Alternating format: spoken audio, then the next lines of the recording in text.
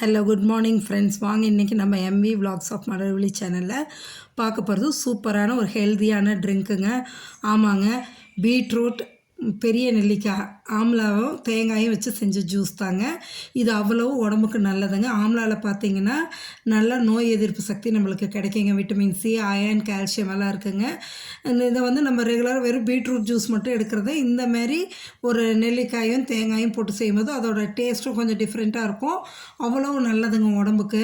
நோய் எதிர்ப்பு சக்தி அதிகப்படுத்துறதோடு இல்லாமல் நம்ம வெயிட் லாஸ் பண்ணணும்னு நினைக்கிறவங்க இந்த ஜூஸை வந்து ரெகுலராக எடுக்கும்போது நம்மளுக்கு வெயிட் லாஸும் ஆகுங்க.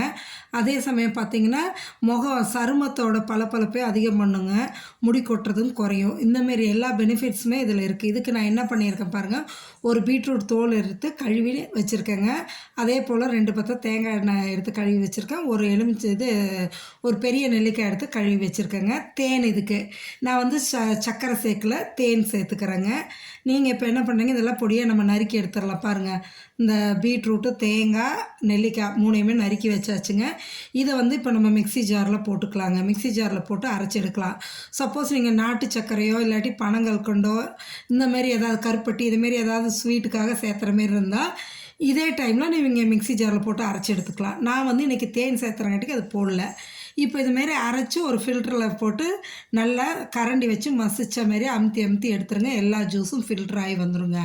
ஃபில்டர் ஆகி வந்ததுக்கப்புறமா நம்ம அந்த ஜூஸ்க்கு தேவையான அளவு தேன் ஊற்றி கலந்துக்கலாங்க. அவ்வளோ டேஸ்ட்டாக இருக்குங்க. முடிஞ்ச அளவு ரெகுலராக எடுத்துக்கலாங்க. இல்லை அட்லீஸ்ட் வாரத்துக்கு ஒரு 3 நாளாவது இந்த ஜூஸை எடுத்துக்கும் பொழுது உடம்புக்கு அவ்வளவு நல்லதுங்க.